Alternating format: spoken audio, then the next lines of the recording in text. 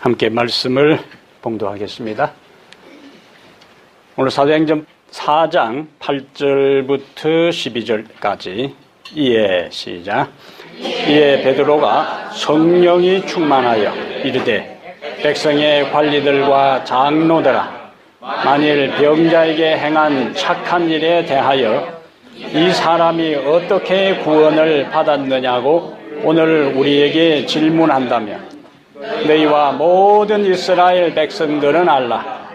너희가 십자가에 못 박고 하나님이 죽은 자 가운데서 살리신 나사렛 예수 그리스도의 이름으로 이 사람이 건강하게 되어 너희 앞에 섰느니라. 이 예수는 너희 건축자들의 버린 돌로서 집 모퉁이의 머릿돌이 되었느니라. 다른 이로서는 구원을 받을 수 없나니 천하 사람 중에 구원을 받을 만한 다른 이름을 우리에게 주신 일이 없음이라 하였더라. 아멘. 인사합니다. 참 잘 오셨습니다. 참 잘 오셨습니다.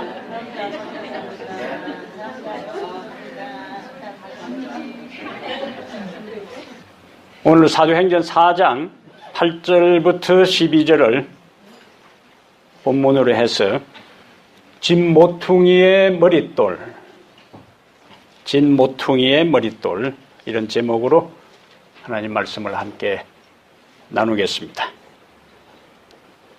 대통령 당선자인 트럼프가 지금 어디 살고 있죠? 뉴욕에 살고 있습니다. 그 뉴욕 중에서 맨해튼 지역은 미국에서 가장 땅값과 집값이 비싼 곳입니다. 그런데 미국의 초창기 개척 당시에는 그렇지를 않았어요. 원래 이 뉴욕 지역에는 네덜란드 사람들이 먼저 정착해서 살았는데 1600년 초기입니다. 지금부터 한 500년 전에 네덜란드 사람들이 정착을 해 살았어요. 그러다가 1626년에 이 맨하탄 지역의 일부 살고 있던 그 네덜란드 사람 가운데 정착민 책임자로 있던 이 피터 미뉴엣이라는 사람이 당시에 그곳에 이미 살고 있던 인디안 추장에게 그 당시 약 24달러어치의 물품을 주고 맨하탄 지역을 사들였어요. 그 인디안 추장에게 전달한 물품들은 전투용 도끼, 옷, 금속 냄비류, 투명한 구슬 등이 포함되었다 그럽니다. 500년 전에 맨하탄 지역을 얼마 주고 샀다고 했죠? 24달러를 주고 샀어요.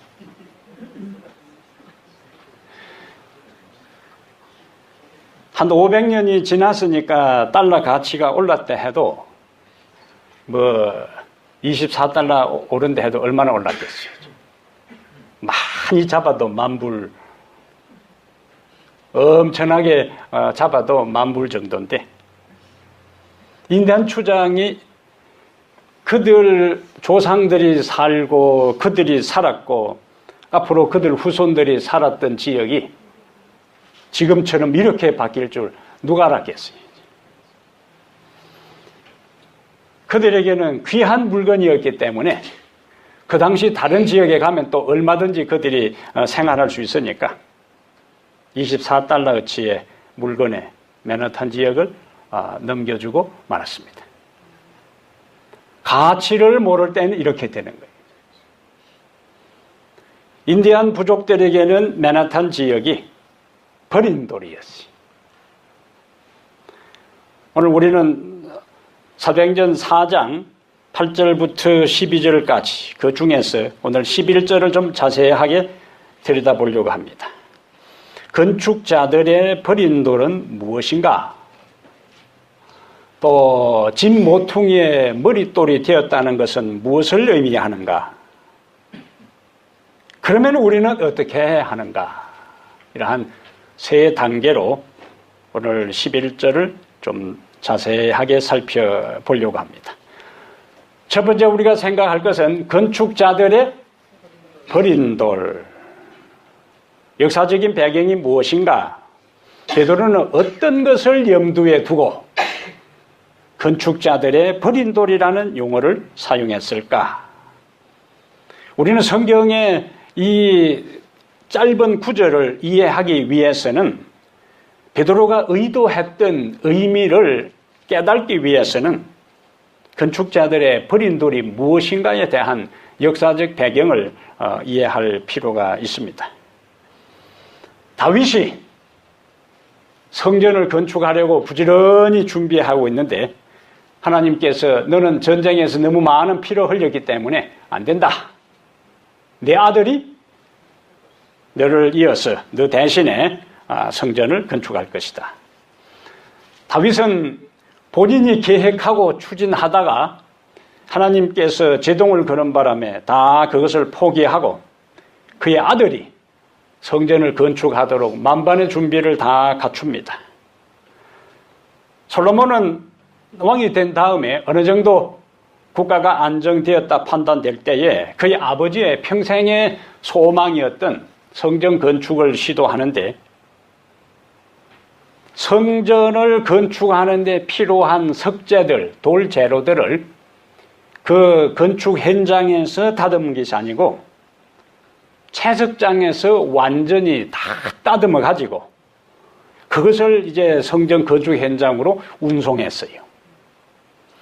그래서 채석장에 있던 사람들이 성전 모퉁이 가장 중요한 기초돌이 될 그 돌을 다듬어서 그 다음에 성전 건축 현장으로 보냈어요.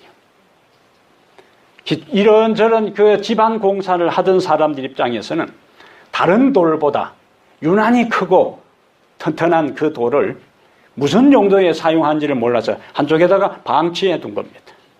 집안 공사가 끝난 다음에 이제 벽을 쌓으려 가는데 그곳에서 채석장에서 보내온 돌들 하나하나를 다 코너 돌로 사용해 봐도 맞지를 않아요. 그러다가 저 한쪽에 방치해 두었던 그 돌을 모퉁이 돌로 사용했을 때에 적합하게 정확하게 그 자리에 들어가고 합당하다는 사실을 발견하게 된 것입니다. 베드로는 그러한 역사적인 배경을 염두에 두고 너희 건축자들의 뭐한 돌이? 버린 돌이 나중에 뭐가 됐다고요? 집 모퉁이의 머릿돌이 되었느니라 하는 것을 그들에게 이야기했어요. 그런데 이것은 건축자들의 버린 돌이 모퉁이의 머릿돌이 되었다는 것은 누구에게 해당되는가? 예수님을 향한, 예수님에 대한 상징으로 베드로가 설명을 해요.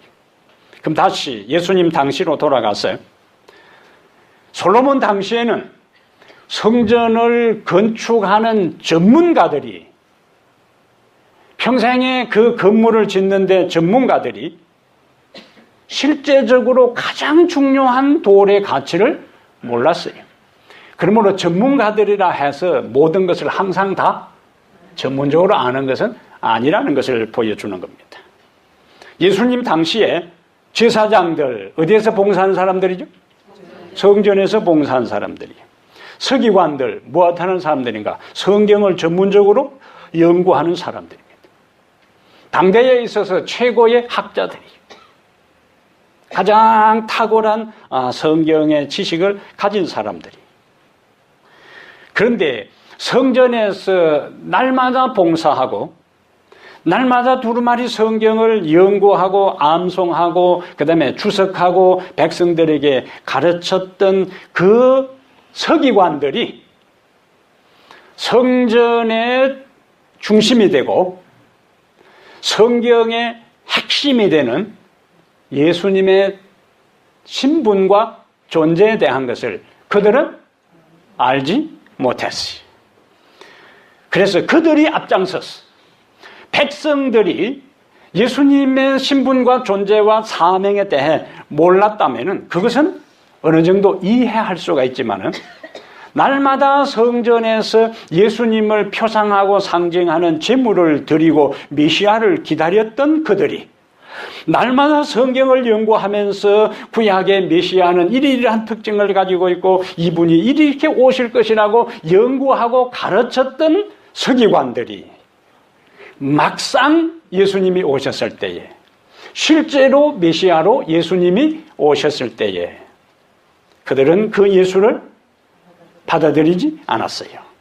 그리고 오히려 백성들을 선동해서 예수님을 십자가에 못 박는 데 있어서 중심적인 역할을 했습니다. 일반 백성들은요, 아브라함을 통해서 하나님께서 내 후손을 통해 천하 만민이 복을 받을 것이라 하는 그 약속을 기억하고 우리는 특별한 민족이다. 우리는 다른 사람, 다른 민족, 다른 부족, 다른 나라들과는 다른 존재라는 것을 알고 특별한 선민의식에 사로잡혀 있었어요. 그들도 항상 누구를 기다렸어요? 메시아를 기다렸어요. 그런데 성경은 마침내 때가 참에 예수님께서 이 세상에, 어둠의 세상에 빛을 비추기 위해서 오셨고, 죄의 세상에 죄를 해결하기 위해 오셨고, 죽음의 세상에 생명을 공급하기 위해서 예수님께서 오셨는데, 여기 요한복음 1장 5절에 빛이 어둠에 빛이 돼 어둠이 깨달지 못하더라 그랬어요.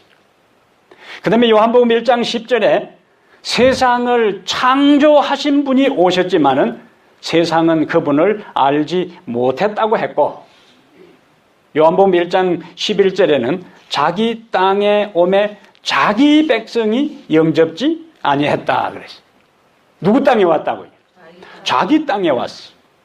예수님이 다른 지역에, 다른 민족으로서, 다른 나라 사람으로 오셨다면은 혹시 안 받아들일 수가 있어요. 잘 몰랐어. 그러나 자기 땅에 왔어. 그리고 유대민족으로 왔어. 예수님이 오실 때의 상황은 이분은 보통 사람과 다르구나 하는 것들이 너무나 분명하게 증거되고 증명되었습니다. 그런데 성경은 뭐라고요? 자기 땅에 오매 자기 백성이, 다른 백성도 아니고 자기 백성이 영접하지 아니했다. 예수님에게 있어서 베드로가 표현한 것처럼 유대 종교 지도자들에게 예수님은 무슨 돌이었다?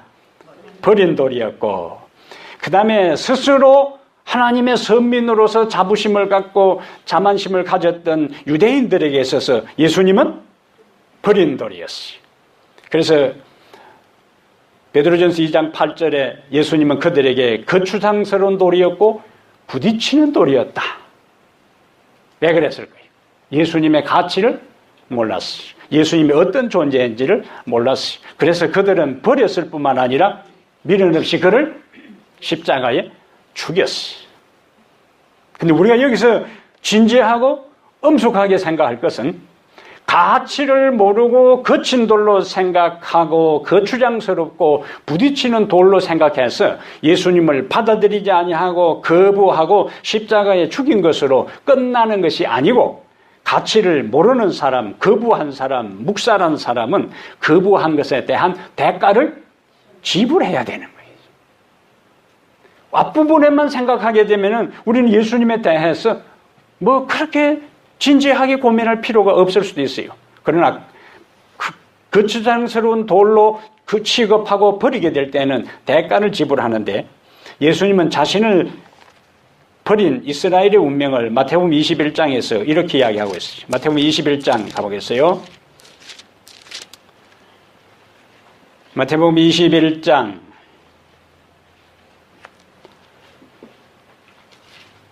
33절부터 44절에 예수님은 이걸 무슨 비유라 하냐면 포도원 농부의 비유라 그래요. 33절부터 44절을 포도원 농부의 비유라 그렇게 합니다. 여기에 예수님께서 이제 한 비유를 들으라. 주인이 포도원을 만들고 산후타리를 두르고 접지않은 틀을 만들고 망대를 짓고 농부들에게 세를 주고 타국에 갔다. 이제 수확할 때가 되었어요. 그래서 열매를 받으려고 얻으려고 종들을 농부들에게 보냈는데 35절 어떻게 반응했어요?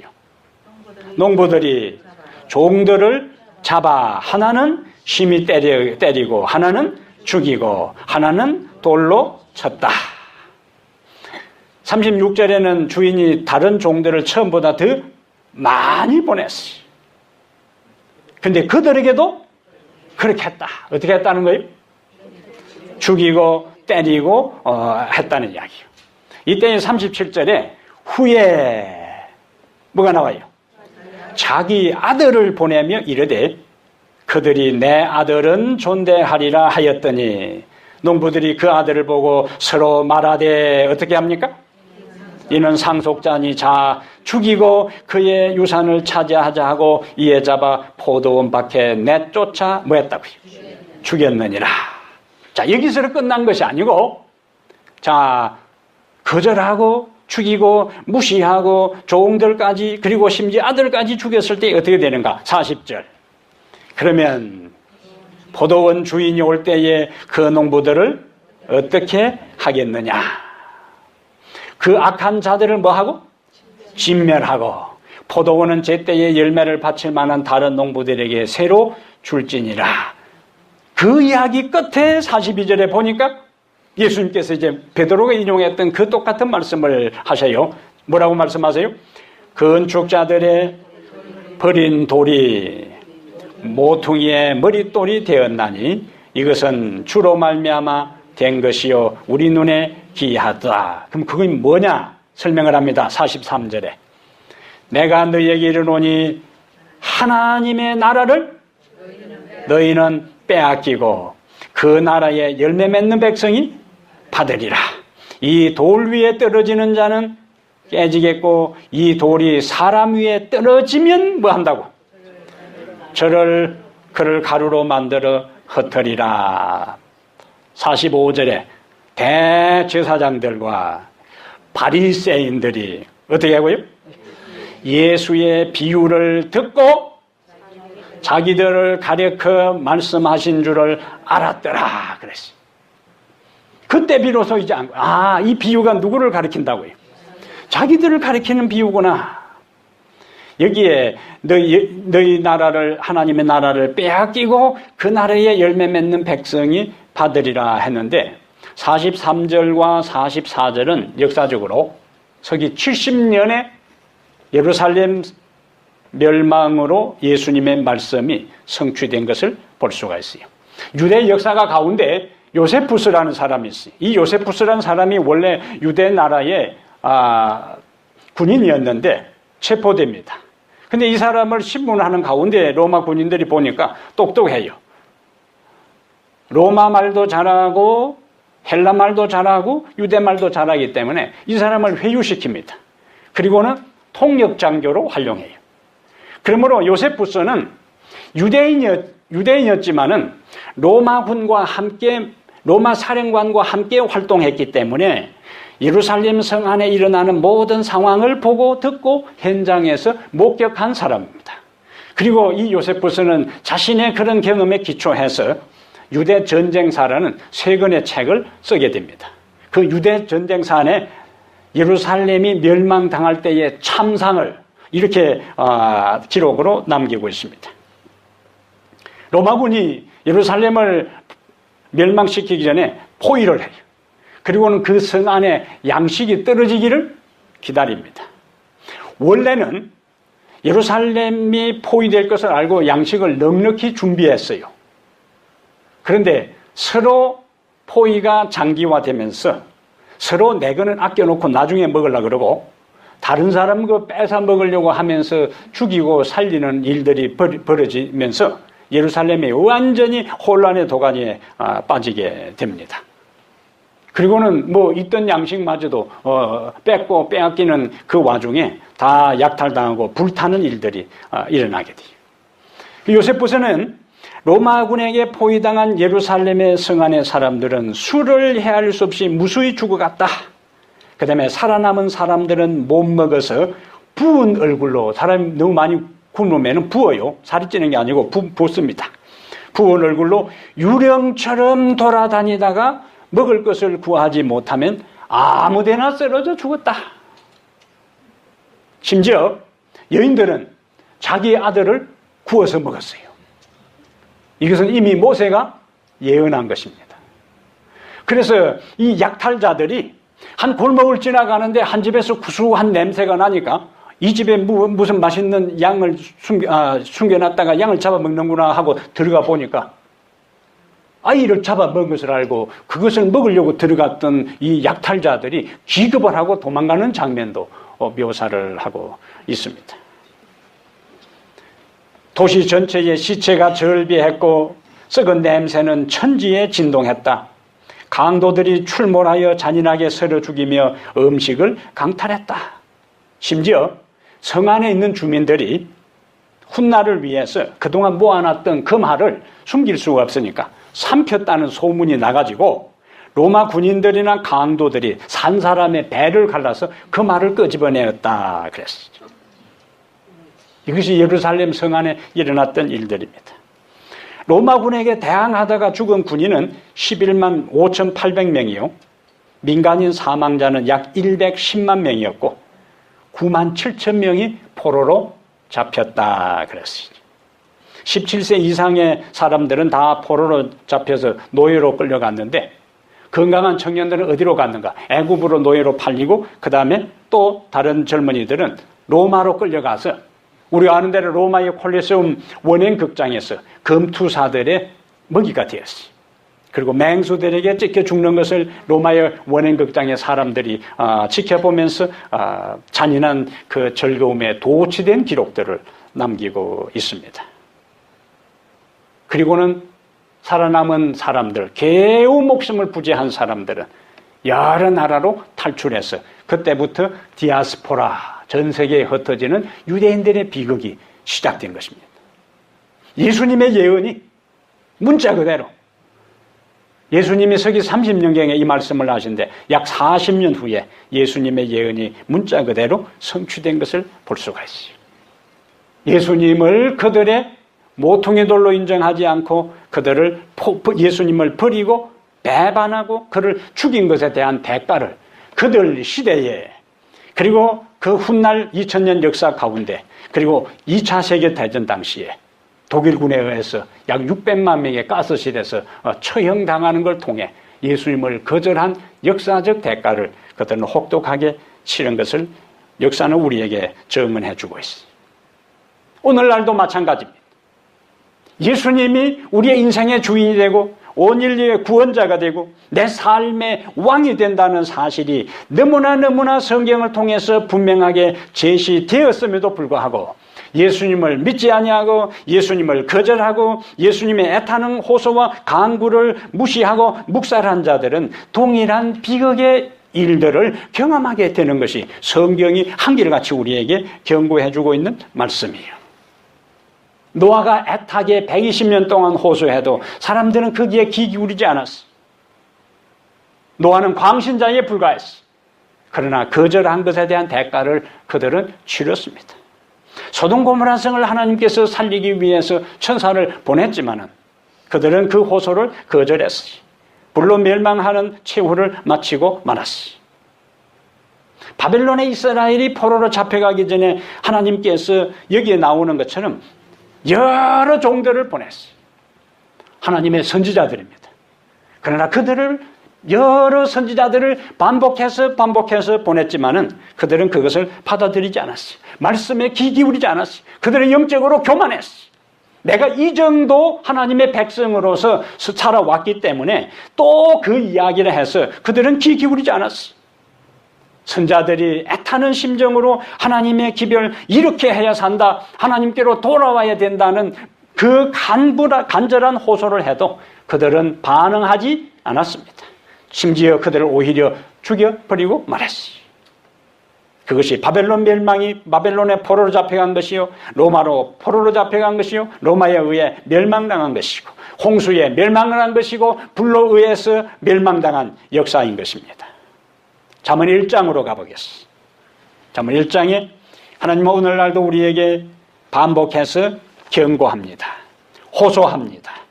지금이 구원의 때고 지금이 은혜 받을 때라고 말씀하고 있어요. 그런데 한 번 거부하고 한 번 무관심하기 시작하면은 점점 사람은 작은 빛을 거절하게 되면은 더 강력한 빛이 와도 거절합니다. 작은 음성을 무시하게 되면은 더 강력한 음성이 와도 사람들은 귀 기울이지 않게 돼 있어요. 그러면은 하나님의 말씀에, 하나님의 음성에, 하나님의 호소에 무시하고 묵살하고 귀 기울이지 않을 때는 이제는 하나님이 결정적인 순간에 귀를 막습니다. 그것이 잠언 1장 22절의 이야기예요. 잠언 1장 22절에 너희 어리석은 자들은 어리석음을 좋아하며 거만한 자들은 거만을 기뻐하며 미련한 자들은 지식을 미워하니 어느 때까지 하겠느냐. 23절 나의 책망을 듣고 돌이키라. 보라 내가 나의 영을 너희에게 부어주며 내 말을 너희에게 보이리라. 그런데 백성들의 반응은요. 24절에 내가 불렀으나 너희가 듣기 싫어하였고 내가 손을 폈으나 돌아보는 자가 없었고 도리어 나의 모든 교훈을 멸시하며 나의 책망을 받지 아니하였은즉 26절 너희가 재앙을 만날 때에 내가 웃을 것이며 너희에게 두려움이 임할 때에 내가 비웃으리라. 너희의 두려움이 강풍같이 임하겠고 너희의 재앙이 폭풍같이 이르겠고 너희에게 근심과 슬픔이 임하리니. 28절 함께 읽습니다. 그때에 너희가 나를 부르리라. 그래도 내가 대답하지 아니하겠고 부지런히 나를 찾으리라. 그래도 나를 만나지 못하리니. 왜 그런가? 대저 너희가 지식을 미워하며 여호와 경외하기를 즐거워하지 아니하며 나의 교훈을 받지 아니하고 나의 모든 책망을 없인 여겼음이니라. 두려운 말씀이에요. 엄숙한 말씀입니다. 하나님은 우리에게 끊임없이 말씀하시 살리는 사는 길을 우리에게 제시합니다. 빛을 비추세요. 어둠에서 벗어나라고. 우리에게 세미하게 말씀합니다. 바른 길을 가라고. 주님은 우리에게 돌이키라고 호소합니다. 반복해서 빛을 비추시고 반복해서 호소하시고 반복해서 우리에게 말씀하실 때에 작은 빛에 반응하게 되기를 바랍니다. 작은 음성에 귀 기울이시기를 바랍니다. 그러면은 결정적인 위기의 때에 주님은 우리의 음성에 우리의 호소에 반응하시고 우리를 살피시고 우리를 보호하시고 우리를 책임지시고 우리를 구원해 주십니다. 그러나 작은 음성 반복되는 말씀들을 무시하고 교만 속에 살고 그 모든 것에 무관심하게 될 때는 결정적인 순간에 주님이 돌아서는 거예요. 그래서 우리들 개개인에게 있어서 역사에 있어서 그것이 반드시 일어나는 것을 우리는 한시도 잊어서는 안 될 것입니다. 베드로는 백성들에게 설교하면서 너희 건축자들의 버린 돌이 뭐가 되었다고요? 진 모퉁이의 머릿돌이 되었다. 이렇게 백성들에게 당당하게 그리고 당시 생사 여탈권을 죽이고 살릴 수 있는 모든 권한을 가진 그 유대의 최고의 지도자들이 모여 있는 그 앞에서 베드로는 이렇게 이야기하는 거예요. 일반 백성들도 아니 그들이 기분이 나쁘고 수가 털리면은 당장에 체포되어서 죽을 수 있는 그 위험한 자리에서도 이 예수는 너희 건축자들의 버린 돌로서 진 모퉁이의 머릿돌이 되었다. 제사장의 그 제사장들, 그 제사장, 가야바와 안나스 제사장, 예수님이 십자가에 달려도기 전에 심판받을 때에 그 제사장들 앞에서 베드로가 예수님하고 나하고는 아무 상관이 없다고 부인했던 그 베드로가 이제는 그 앞에서 다시 너희 건축자들의 버린 돌로서 예수님이 진 모퉁이의 머릿돌이 되었다고 고백하는 겁니다. 우리가 아는 대로 베드로는 많은 신앙의 여정에 굴곡이 있었어요. 갈릴리 바닷가에서 예수님께서 그를 부르셨습니다. 나를 따르라는 주님의 부름을 받은 후에 그의 삶이, 그의 신앙이 항상 한결같지 않았어요. 곡절이 있었어요. 그러나 중요한 것은 그러한 가운데서도 베드로는 절대로 주님을 떠나지 않았다는 게 중요한 것입니다. 우리의 삶에 있어서도 실수할 수 있습니다. 넘어질 수 있어요. 실패할 수 있어요. 때로는 주님 앞에 잘못된 길을 걸을 수도 있습니다. 그것 때문에 떠나는 대신에 다시 돌이켜 하나님께로 돌아오게 되면은 여전히 주님은 우리의 삶을 책임지시고 붙드신다는 사실에 감사하게 되기를 바랍니다. 베드로 이와 같은 위대한 담대한 진리를 선포할 수 있었던 또 하나의 배경은 마태복음 16장이에요. 마태복음 16장에 가보겠어요. 마태복음 16장에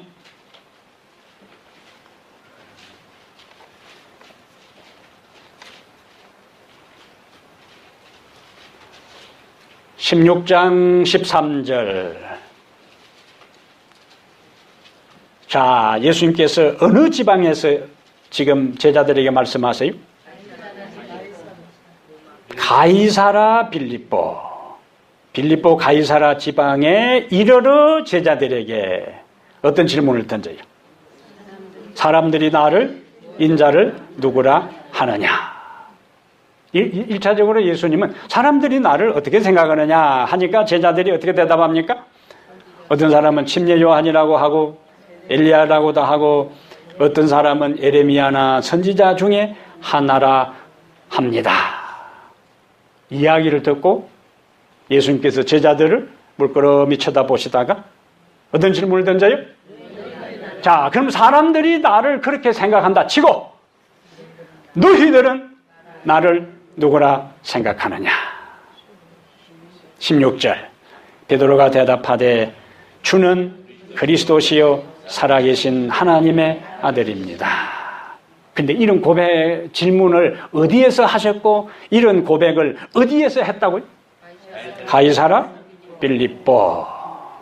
가이사라 빌립보라는 것은 가이사라는 것은 카이사르, 로마 황제를 가이사라 그래요. 빌립, 헤롯의 여러 아들 중에 빌립이 있습니다. 이 빌립이 헐몬산 기슭에 거대한 도시를 건설하고 황제의 이름과 자기의 이름을 따서 가이사라 빌립보라 그렇게 이름을 지었어요. 근데 아무 도시나 로마 지구 안에 수없이 많은 도시들이 있는데 아무 도시나 황제의 이름을 사용할 수 없습니다. 황제의 이름을 사용하기에 걸맞는 위용과 위엄과 장엄함이 있어야 돼요. 아무 도시나 황제의 이름을 조그마한 마을에다가 황제의 이름을 붙여놓으면 황제가 초라해지기 때문에 외행적으로 화려하고 장엄하고 위용을 갖춘 도시에 황제의 이름 그리고 그 지역을 통치하는 왕의 이름을 붙였어요. 외행적으로는 장엄하고 화려할 뿐만 아니라 그 도시의 중심에 가장 핵심부에 로마 황제를 위한 신전이 있어야 돼요. 두 가지 조건이 갖추어져야 했습니다. 로마 황제의 위용에 걸맞아야 하고 또 뭐가 있어야 된다고요? 그 중심에 황제의 신전이 있어야 돼요. 그런 두 가지 조건이 갖추어질 때 비로소 황제의 이름을 따서 도시의 이름을 명명할 수 있었습니다. 가이사 빌립보 지역을 우리가 주목해야 돼. 당시 로마인들이 추구하고 자랑하던 것은 뭐냐? 힘이었어. 권력의 힘이었어. 군사력의 힘이었어. 경제력의 힘이었어. 그래서 군사와 경제력과 권력의 힘을 그들이 과시하고 드러내기 위해서 도시를 건설할 때마다 웅장하고 화려한 석재, 대리석들을, 엄청난 대리석들을 사용해서 도시를 건설했고 그 다음에 신전을 건축했어요. 그러면은 그러한 당시의 분위기에서 가이사라 빌립보 지역도 그와 같은 조건을 갖춘 도시였다는 거예요. 외행적으로는 누가 당시의 황제는 살아있는 신이었습니다.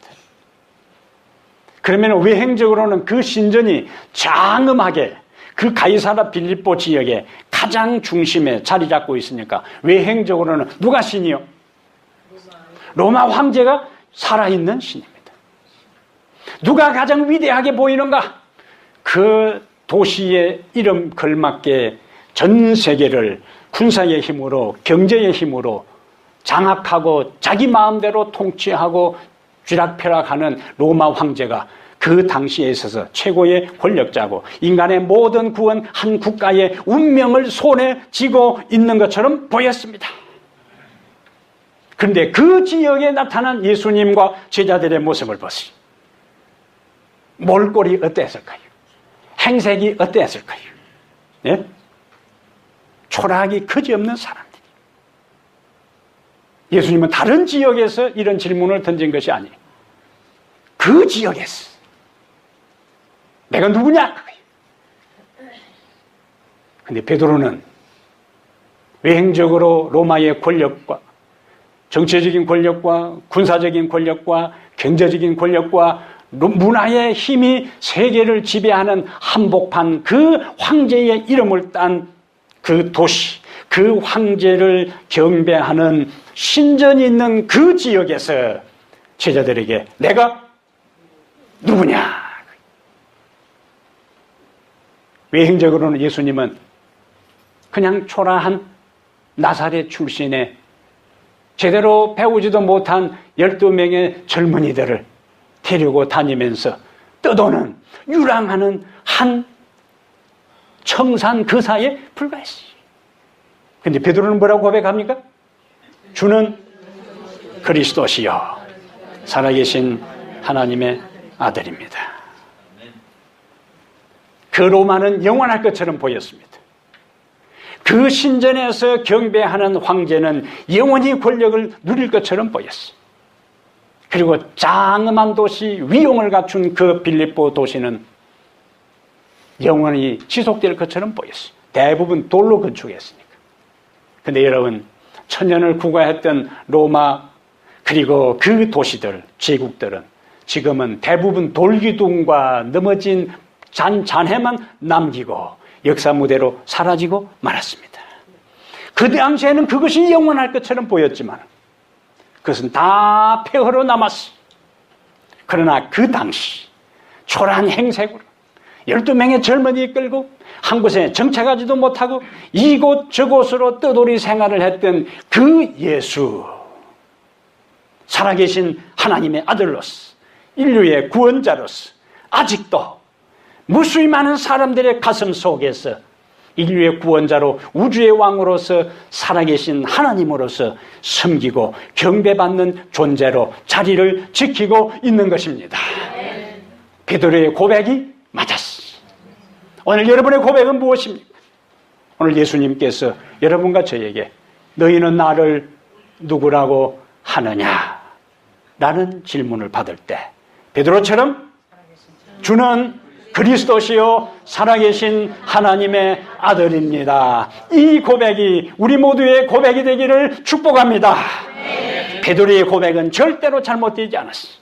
베드로의 고백은 정확했고 하나님은 베드로의 고백이 사실임을 역사를 통해서 2000년이 지난 오늘날에도 그것이 살아계신 예수님의 능력을 통해 증명해주고 있습니다. 그러므로 오늘 우리의 고백이 절대로 잘못되지 않을 겁니다. 오늘 우리의 고백이 절대로 후회함이 없을 것입니다. 오늘 우리의 고백이 마지막 하나님의 심판대 뵀을 때에 우리의 고백이 진실되었음을, 우리의 고백이 참된 고백이었음을 그날 우리는 확인하게 될 것입니다. 그 현장에 우리 모두가 있게 되기를 축복합니다. 그렇다면 예수 그리스도가 우리의 모퉁이 돌이 되신다면 우리는 어떻게 해야 하는가? 아까 다시 마태복음 21장 44절에 예수님은 마태복음 21장 44절에 이 돌 위에 떨어지는 자는 깨지겠고, 그 다음에 이 돌이 사람 위에 떨어지면 그를 가루로 만들어 흩으리라. 돌 위에 떨어져 깨지는 것이 있고 돌이 떨어져서 깨어서 가루로 만들어 흩는 것이 있어요. 그럼 우리는 어떻게 해야 되는가? 돌 위에 떨어져 깨지는 경험이 필요한 거예요. 시대소망 599페이지에 믿는 자에게 그리스도께서 견고한 기초돌이 되신다. 그들은 반석에 떨어져서 깨어진다. 그럼 반석에 떨어져 깨어지는 것이 뭘 의미하는가? 우리의 독선을 버리고 어린아이와 같이 겸손하게 그리스도께 나아가 우리 죄를 자복하고 그분의 용서하시는 사랑을 믿는 것이 반석 위에 떨어져 깨어지는 것이다. 다른 사람이 깨지기를 말하지 말고 기대하지 말고 누가? 내가 깨어져야 돼요. 깨어지지 아니한 그 상태로, 죄된 그 상태로, 독선 그 상태로, 교만한 그 상태로, 자만 그 상태로는 절대로 하나님 앞에 설 수가 없습니다. 깨져야 돼요. 그래서 예수님께서도 한 알의 밀알이 땅에 떨어져 썩으면 열매를 맺게 된다고요. 성경은 역설적입니다. 죽으면 사는 것입니다. 죽으면 사는 것입니다. 성령을 통하여 예수 그리스도 반석 위에 떨어져 독선을 버리고 어린아이와 같이 겸손하게 되어 우리 죄를 자복하고 용서하시는 사랑을 경험하게 되기를 바랍니다. 이것이 우리가 첫 번째로 해야 합니다. 두 번째로 이사야 28장 16절을 가겠습니다. 예수님이 우리의 인생의 모퉁이 돌이 된다면 이사야 28장 16절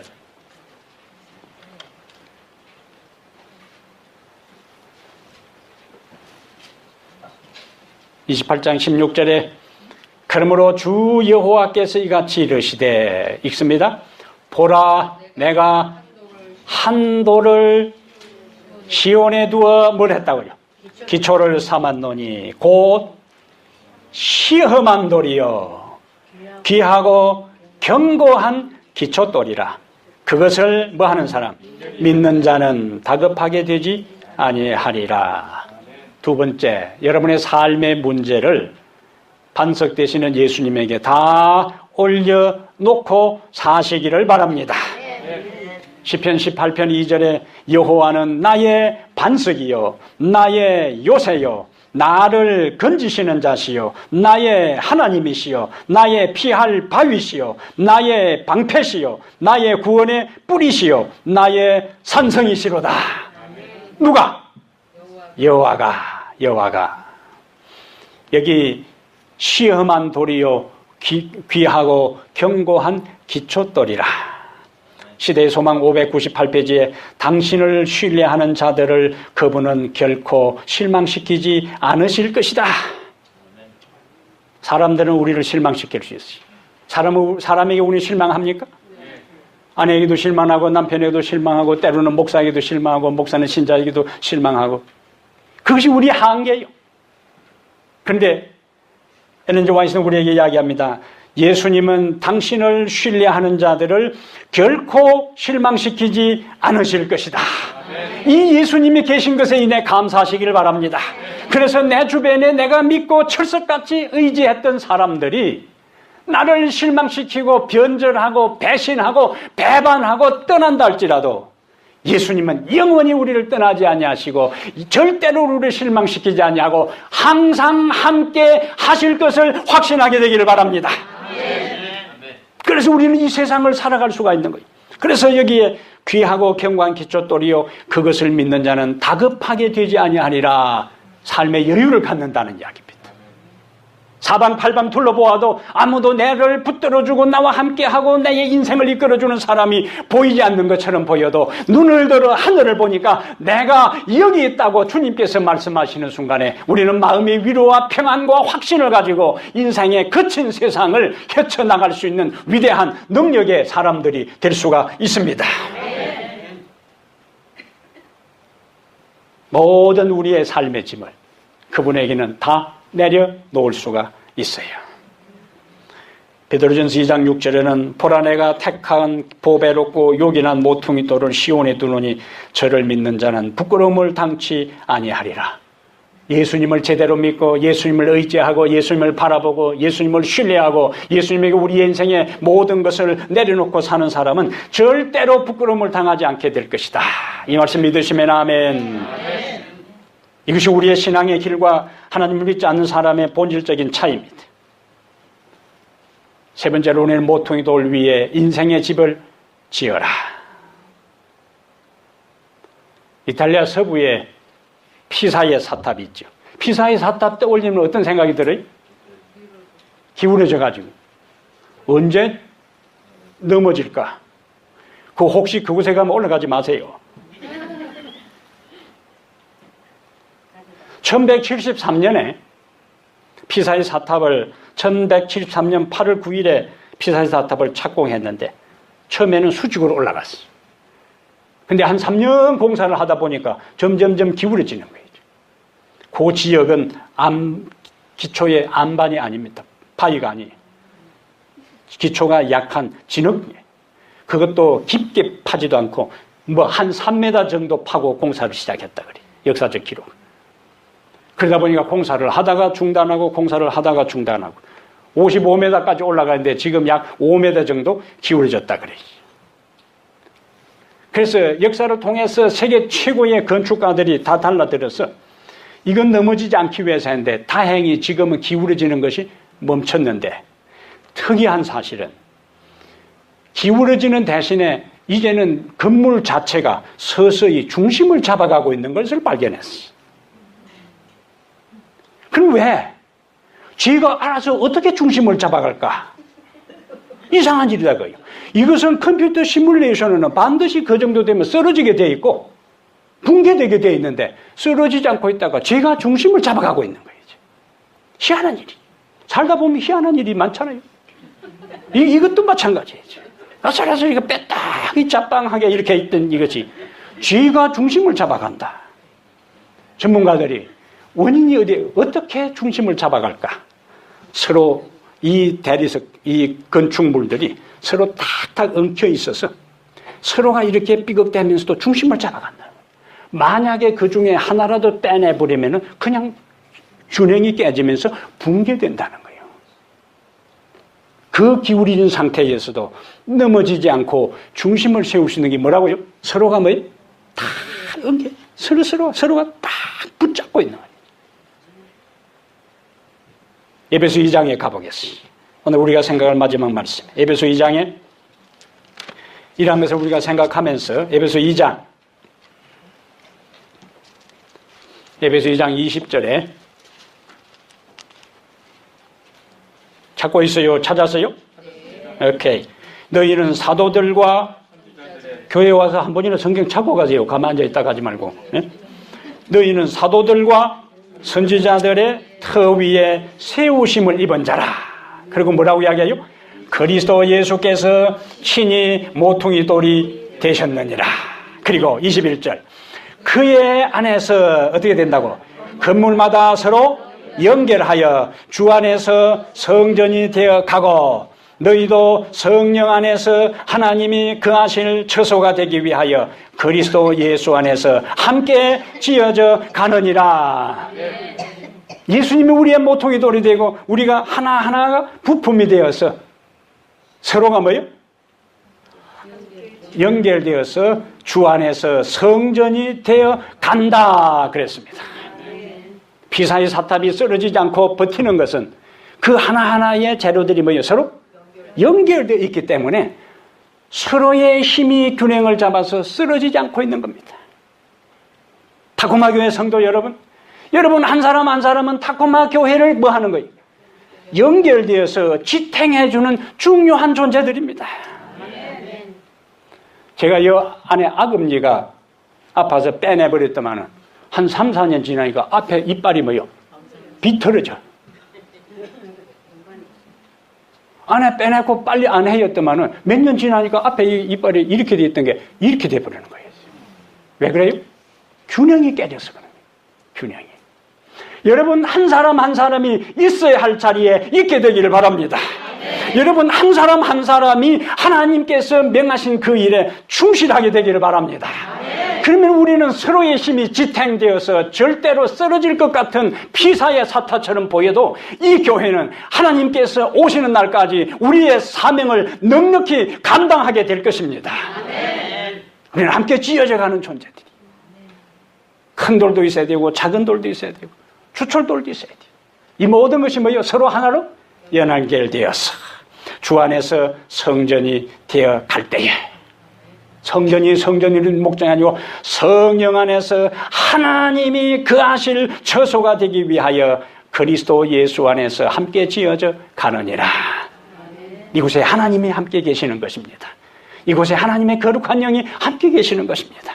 우리 모두는 하나님의 영이 함께 계시기 위해서 거하실 성소로서, 성전으로서 한 사람 한 사람의 역할들이 필요하다는 것을 깨닫고 자신의 자리를 지키며 주님을 바라보며 살아가게 되기를 바랍니다. 주님의 가치를 모르는 사람은 부인하고 떠납니다. 이 핑계에 지핑계된 거 떠납니다. 그러나 베드로처럼 주는 그리스도시요 살아계신 하나님이라 아들이라고 고백한 그에게 있어서는 일생을 통하여 그는 주님을 떠나지 아니하고 죽도록 충성하는 삶을 살았습니다. 오늘 우리에게 있어서 예수 그리스도가 버린 돌이 아니라 모퉁이의 머릿돌, 내 인생의 머릿돌이 되도록 그분을 받아들였어. 내 인생의 모든 기초를 그분에게 세워 어떤 인생의 풍파 가운데서도 요동하지 아니하고 흔들리지 아니하고 끝까지 믿음 안에 굳게 서서 하나님 안에 구원받는 성도들 되기를 축복합니다. 우리의 인생의 기초돌이 되시며 우리의 삶의 주초돌이 되시고 우리가 살아가는 날 동안 우리의 모퉁이돌이 되시는 예수 그리스도시여, 주님을 오늘 우리의 삶의 기초로, 주초돌로, 도약의 발판으로 우리의 인생의 모든 염려와 근심을 내려놓을 수 있는 시험한 돌로 받아들입니다. 역사를 통하여 수많은 사람들이 그리스도를 받아들일 수 있는 기회에 살아계신 하나님의 아들이고 인류의 구원자이라는 사실을 깨달을 수 있는 기회가 있었음에도 불구하고 거절하고 묵살하고 무시한 사람들이 많습니다. 그러나 하나님께서 우리에게 자비를 주셔서 예수 그리스도의 존재를 알게 하시고 신분을 깨닫게 하시고 사명을 알게 하시고 나와의 관계를 알게 하시고 주는 그리스도시요 살아계신 하나님의 아들이라고 고백할 수 있는 믿음을 우리에게 주신 하나님 찬양합니다. 그 고백대로 살아가게 해 주시옵소서. 그 고백이 삶의 이런저런 문제로 인하여 흐트러지지 않도록 도와주시고 베드로처럼 한결같은 믿음으로 담대하게 생사의 갈림길 앞에서도 그가 고백한 신앙의 길을 따라서 당당하게 믿음의 길을 걸어갈 뿐만 아니라 다른 사람에게 증거하고 또 그렇게 살아가게 해 주시옵소서. 이제는 우리 주 예수 그리스도의 은혜와 하나님 아버지의 무한하신 사랑과 성령의 충만하심이 예수 그리스도를 그리스도요 살아계신 하나님의 아들로 고백하며 살아가기로 결심한 모든 성도들 머리 위에 이제부터 영원토록 함께 있을지어다. 아멘.